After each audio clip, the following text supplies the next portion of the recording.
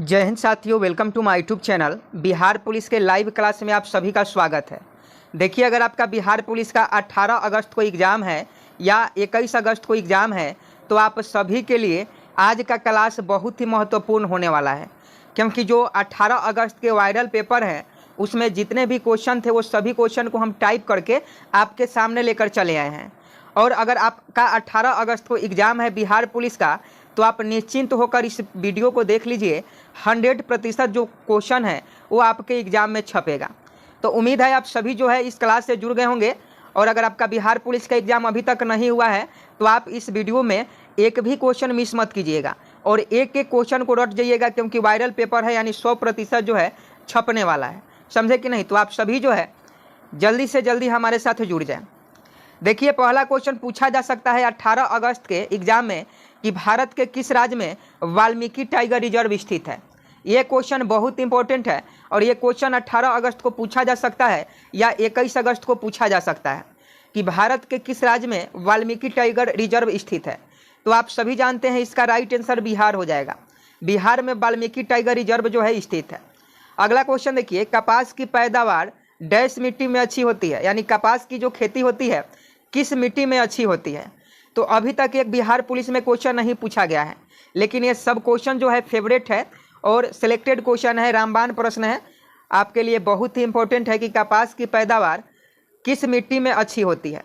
तो इसका सही जवाब काली मिट्टी हो जाएगा। अगर एक क्वेश्चन आए और ऑप्शन में आपका काली मिट्टी रहे तो आप OMR में क्या कीजिएगा कि काली मिट्टी वाला जो ऑप्शन होगा उसको रंग के चलाइएगा, आपका बिल्कुल सही हो जाएगा।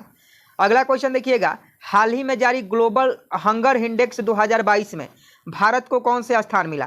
तो देखिए, ये 2022 में का भी कुछ पिछले साल का भी क्वेश्चन पूछा जा रहा है। अभी आप 11 अगस्त को एग्जाम दिए होंगे तो उसमें 2018 का करंट अफेयर्स पूछ दिया था, इसलिए जो इंपॉर्टेंट क्वेश्चन है वो हम आपको करवा रहे हैं और ये बिल्कुल छपने वाला है कि ग्लोबल हंगर इंडेक्स 2022 में। तो इसका सही जवाब 107वां स्थान भारत को मिला था। अगला क्वेश्चन देखिए, विश्व खाद्य दिवस हर वर्ष मनाया जाता है। बिल्कुल आपको छपने वाला प्रश्न है कि विश्व खाद्य दिवस कब मनाया जाता है। 4 का सही जवाब बताएं। और बिहार पुलिस में छपने वाला प्रश्न है कि विश्व खाद्य दिवस हर वर्ष कब मनाया जाता है। तो 4 का ऑप्शन है 16 अक्टूबर। अगर आप बता रहे हैं तो आपका बिल्कुल सही जवाब हो जाएगा। 16 अक्टूबर को विश्व खाद्य दिवस मनाया जाता है। और इसका अगर आप PDF लेना चाहते हैं तो PDF का लिंक वीडियो के डिस्क्रिप्शन में दे दिया गया है। PDF आप वहां से ले सकते हैं, लिंक पर क्लिक कीजिएगा और PDF डाउनलोड कर लीजिएगा और रिवीजन कर लीजिएगा। अगला क्वेश्चन देखिएगा कि 109वें भारतीय विज्ञान कांग्रेस सम्मेलन कहाँ हुआ। तो इसका सही जवाब लखनऊ में हुआ। करंट का सवाल है। आगे देखिएगा, 26 जनवरी 2023 के मुख्य अतिथि कौन थे। 26 जनवरी 2023 के मुख्य अतिथि कौन थे। तो इसका सही जवाब देखिएगा तो ये अब्देल फतह अल सीसी थे। अब्देल फतह अल सीसी जो थे ये दुबई के थे और ये जो मुख्य अतिथि थे 2023 में। और 26 जनवरी 2024 में कौन मुख्य अतिथि थे, कमेंट बॉक्स में आप जरूर बताइएगा कि 26 जनवरी 2024 के मुख्य अतिथि कौन थे। 2023 के तो अब्देल फतह अल सीसी थे, लेकिन 2024 वाला भी याद रखिएगा। दोनों में से एक ना एक क्वेश्चन पूछा जाएगा करंट अफेयर्स में। आगे देखिएगा, भारत का सबसे बड़ा रक्षा प्रदर्शनी डिफेंस एक्सपो 2022 का आयोजन कहाँ हुआ है। तो 7 का ऑप्शन डी गांधीनगर में हुआ है। ऑप्शन डी बिल्कुल सही जवाब हो जाएगा। नेक्स्ट है, यूरोपीय संघ की साझी मुद्रा को क्या नाम दिया गया है। बहुत ही इंपॉर्टेंट प्रश्न है कि यूरोपीय संघ की साझी मुद्रा को क्या नाम दिया गया है। तो ये यूरो दिया गया है। यूरो बिल्कुल सही जवाब हो जाएगा। अगला क्वेश्चन देखिएगा, सुरकोटेदा किस लिए प्रसिद्ध है। 9 का बहुत ही महत्वपूर्ण प्रश्न है। फटाफट बताइएगा कि सुरकोटेदा किस लिए प्रसिद्ध है। तो ये 18 अगस्त का छपने वाला प्रश्न है। सुरकोटेदा जो है ये घोड़े की हड्डियों के अवशेष के लिए प्रसिद्ध है। सुरकोटेदा घोड़े की हड्डियों के अवशेष के लिए प्रसिद्ध है। नेक्स्ट प्रश्न देखिएगा, निम्नलिखित में से किसे भोर का तारा कहा जाता है। तो आप सभी इस प्रश्न का सही जवाब देंगे और जितना इजी क्वेश्चन है वही क्वेश्चन पूछा जाएगा। अगर आपको लग रहा होगा कि ये क्वेश्चन नहीं पूछा जाएगा तो आप गलत फहमी में हैं। ये क्वेश्चन 18 अगस्त को छपेगा कि निम्न में से किसे भारत का तारा का भोर का तारा कहा जाता है। तो ये शुक्र ग्रह को भोर का तारा और शाम का तारा कहा जाता है। अगला क्वेश्चन देखिए, भारतीय संविधान का कौन सा अनुच्छेद निर्वाचन आयोग से संबंधित है। 1 नंबर का क्वेश्चन है, VVI है और 18 अगस्त को पूछा जाएगा कि भारतीय संविधान का कौन सा अनुच्छेद निर्वाचन आयोग से संबंधित है। अनुच्छेद 324। आर्टिकल 324 आपका बिल्कुल सही जवाब हो जाएगा। आर्टिकल 324 जो है भारतीय संविधान के निर्वाचन आयोग से संबंधित है। अगला क्वेश्चन है 1857 की क्रांति का चिन्ह क्या था? ये भी क्वेश्चन इंपॉर्टेंट है। तो 1857 की क्रांति का जो चिन्ह था ये आपका कमल एवं चपाती था। छपेगा, याद रखिएगा, जिनका भी 18 अगस्त को एग्जाम है याद रखिएगा। आगे देखिएगा, नाट्य शास्त्र के रचनाकार कौन है?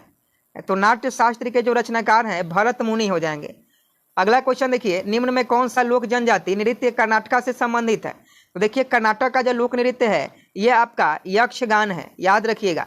यक्षगान जो है ये कर्नाटक का लोक नृत्य है और सभी क्वेश्चन का PDF जो है वीडियो के डिस्क्रिप्शन में आपको मिल जाएगा, आप वहां से ले लीजिएगा। अगला क्वेश्चन देखिए, निम्नलिखित में से क्या उच्च न्यायालय और उच्चतम न्यायालय दोनों की अधिकारिता के अधीन आता है? तो इसका सही जवाब देखिएगा तो मूल अधिकारों का संरक्षण। मूल अधिकारों का संरक्षण उच्च न्यायालय और उच्चतम न्यायालय दोनों के अंतर्गत आता है मूल अधिकारों का संरक्षण। नेक्स्ट है, कौन सा खनिज एल्युमिनियम का अयस्क है? 16 का सही जवाब बताएं। तो इसका सही जवाब अगर बॉक्साइट बता रहे हैं तो आपका बिल्कुल सही जवाब हो जाएगा। हेमेटाइट लोहा का अयस्क होता है और एल्युमिनियम का जो अयस्क है बॉक्साइट एल्युमिनियम से प्राप्त होता है। एल्युमिनियम जो है बॉक्साइट से प्राप्त होता है। आगे देखिएगा, जिन संसाधनों का प्रयोग बार बार निरंतर किया जा सकता है उन्हें कहा जाता है। तो आपको बता दें इसका सही जवाब नवीकरणीय संसाधन हो जाएगा। जिन संसाधनों का प्रयोग हम निरंतर कर सकते हैं, मतलब वो खत्म होने वाला ही नहीं है, जैसे सौर ऊर्जा। सौर ऊर्जा जब तक सूर्य है तब तक जो है इसका निरंतर हम उपयोग कर सकते हैं, तो ये नवीकरणीय संसाधन हो जाएंगे। गैर पारंपरिक ऊर्जा स्रोत जिसे हम लोग बोलते हैं। आगे देखिए, मानचित्र बनाने के विज्ञान को क्या कहते हैं? 18 अगस्त के छपने वाला प्रश्न है कि मानचित्र बनाने के विज्ञान को क्या कहते हैं? तो मानचित्र बनाने के विज्ञान को कार्टोग्राफी कहते हैं। कार्टोग्राफी मानचित्र बनाने के विज्ञान को कहते हैं। अगला क्वेश्चन देखिए, अंतर्राष्ट्रीय परमाणु ऊर्जा संयंत्र का मुख्यालय कहाँ स्थित है? 19 का सही जवाब बताएं। तो इसका सही जवाब वियना बिल्कुल सही जवाब हो जाएगा। वियना में अंतर्राष्ट्रीय परमाणु ऊर्जा एजेंसी का मुख्यालय जो है स्थित है। अगला क्वेश्चन देखिएगा, टेहरी बांध का निर्माण किस नदी पर किया गया है? ये क्वेश्चन अभी तक नहीं पूछा गया है और आने वाले दिनों में यानी 18 अगस्त को ये क्वेश्चन 110% जो है ये छपने वाला है कि टेहरी बांध किस नदी पर है। तो आप याद रखिएगा भागीरथी नदी पर। भागीरथी पर नदी पर टेहरी बांध स्थित है। आगे है, मरणोपरांत भारत रत्न की उपाधि पाने वाले व्यक्ति कौन है? तो देखिए मरणोपरांत जो है लाल बहादुर शास्त्री को, मरणोपरांत लाल बहादुर शास्त्री को भारत रत्न दिया गया था। 21 का ऑप्शन सी बिल्कुल सही जवाब हो जाएगा। नेक्स्ट प्रश्न देखिए, शेरशाह को शेरखां की उपाधि दी गई थी। तो देखिए शेरशाह को शेर खान की उपाधि जो है ये मोहम्मद नुहानी के द्वारा दी गई थी। ऑप्शन ए बिल्कुल सही जवाब हो जाएंगे।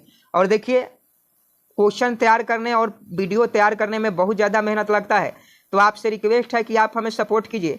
जितने भी हमारे दोस्त बिहार पुलिस के अभ्यर्थी हैं वो क्लास को देख रहे हैं, उनसे रिक्वेस्ट है कि चैनल को सब्सक्राइब आप लोग कर लीजिए। 1 सेकेंड का भी समय नहीं लगेगा, चैनल को सब्सक्राइब कर बेल आइकन को प्रेस कर लें। और क्वेश्चन का PDF का लिंक वीडियो के डिस्क्रिप्शन में दिया गया है। 18 अगस्त वाले लेकर एक बार रिवीजन जरूर कर लेंगे। गौतम बुद्ध वन्य जीव अभ्यारण्य किस जिला में स्थित है? ये भी क्वेश्चन नहीं पूछा गया है और पूछा जाएगा बिहार पुलिस में, तो गया में है। गया वाले को पता होगा कि गौतम बुद्ध वन्य जीव जो अभ्यारण्य है ये गया में स्थित है। अगला प्रश्न देखिए 24 नंबर, बिहार के पहले उप मुख्यमंत्री कौन थे? ये क्वेश्चन बताइए, इंपॉर्टेंट है कि बिहार के पहले उप मुख्यमंत्री कौन थे? तो अनुग्रह नारायण सिंह बता रहे हैं। तो आपका बिल्कुल सही जवाब है, बिहार के जो पहले उप मुख्यमंत्री थे अनुग्रह नारायण सिंह थे। और ये 100% 18 अगस्त के एग्जाम में पूछा जाएगा क्योंकि ये वायरल पेपर है और सभी क्वेश्चन सेम टू सेम आपके रहेंगे। आगे देखिएगा, 2011 की जनगणना के अनुसार बिहार की जनसंख्या कितनी थी? तो 2011 के जनगणना के अनुसार बिहार की जो जनसंख्या थी 10,40,99,452 थी। 10,40,99,452। अब इसका 3-4 गुना हो गया होगा भारत का बिहार की जनसंख्या। अगला क्वेश्चन देखिए, भारत में भूदान व ग्रामदान आंदोलन किसने आरंभ किया था? तो देखिए भूदान और ग्रामदान, तो भूदान आंदोलन से कौन संबंधित थे? तो आचार्य विनोबा भावे थे। तो पूरा क्वेश्चन पढ़ने की जरूरत ही नहीं है, भूदान आंदोलन आ गया मतलब आचार्य विनोबा भावे। ऑप्शन डी बिल्कुल सही जवाब है। आगे देखिएगा, निम्नलिखित में कौन सी संघवाद की विशेषता नहीं है? और ऐसे क्वेश्चन कथन निष्कर्ष वाले बिहार पुलिस में पूछ दिया जा रहा है तो अभ्यर्थी घबरा जा रहे हैं और गलत करके चला रहे हैं। तो अगर आपका एग्जाम है तो आपको घबराना नहीं है, पहले ऑप्शन पढ़ना है। तो ऑप्शन पढ़िएगा तो सत्ता का विकेंद्रीकरण ये बिल्कुल हो जाएगा। केंद्र और राज्य सरकार के बीच सत्ता का बंटवारा। स्थानीय सरकारों को अधिक अधिकार देना, सत्ता का केंद्रीकरण। तो यहाँ कह रहा है कि विशेषता नहीं है, तो ये सत्ता का केंद्रीकरण विशेषता नहीं है, बाकी सब विशेषता है, लेकिन ऑप्शन डी वाला विशेषता नहीं है। आगे है, निम्नलिखित में से विधान परिषद किस राज्य में नहीं है? तो देखिए भारत में टोटल 6 राज्यों में विधान परिषद है। कर्नाटक हो गया, उत्तर प्रदेश हो गया, बिहार हो गया, महाराष्ट्र हो गया, लेकिन जम्मू कश्मीर में विधान परिषद नहीं है, यानी द्विसदनात्मक प्रणाली नहीं है। तो ऑप्शन बी बिल्कुल सही जवाब हो जाएगा। आगे देखिए, राज्य में राज्यपालों की नियुक्ति कौन करता है? तो राज्य में जो राज्यपाल की नियुक्ति है ये आपके राष्ट्रपति करते हैं, और राष्ट्रपति अभी द्रौपदी मुर्मू है। आगे देखिएगा, निम्नलिखित देशों में से किस देश में प्रत्यक्ष लोकतंत्र स्थापित है? तो इसका सही जवाब स्विट्जरलैंड हो जाएगा। स्विट्जरलैंड में प्रत्यक्ष लोकतंत्र स्थापित है। आगे है कि पदार्थ का जड़त्व उसकी किस भौतिक राशि का माप बताता है? तो पदार्थ का जो जड़त्व होता है वो उसके द्रव्यमान भौतिक राशि का माप बदलाता है। तो चैनल को सब्सक्राइब नहीं किए हैं तो चैनल को सब्सक्राइब कर लीजिए। जी का मान पूछा जा रहा है, तो देखिए जी का मान जो होता है, जी का मान ये आपका 6.67 गुने 10 के पावर -11 न्यूटन मीटर स्क्वायर पर केजी स्क्वायर, ये आपका सूत्र होता है। ऑप्शन ए बिल्कुल सही जवाब हो जाएगा। अगला क्वेश्चन देखिए, यहाँ ध्यान से आप देखिएगा 6.6 गुने 10 के पावर 11, लेकिन यहाँ माइनस नहीं है, यहाँ माइनस है, समझे कि नहीं? इस बात को ध्यान में रखिए, बी नहीं होगा। आप लोग बी कमेंट बॉक्स में कमेंट कर रहे हैं। आगे देखिए, पदार्थ का संवेग दुगुना होने पर उसकी गतिज ऊर्जा कितनी गुना बढ़ जाएगी?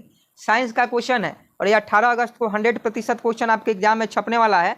तो इसका सही जवाब याद रखिएगा, 4 गुना बढ़ जाएगा। अगर संवेग दुगुना होगा तो गतिज ऊर्जा जो है 4 गुना बढ़ जाएगा। नेक्स्ट है, शून्य समूह में रखे गए तत्व किस नाम से जाने जाते हैं? तो शून्य समूह में रखे गए तत्व को निष्क्रिय गैस के नाम से जाना जाता है। आगे देखिएगा, तत्व X की बाहर की कक्षा में 4 इलेक्ट्रॉन है, हाइड्रोजन के साथ संयोजन बनाने पर उसका सूत्र क्या होगा?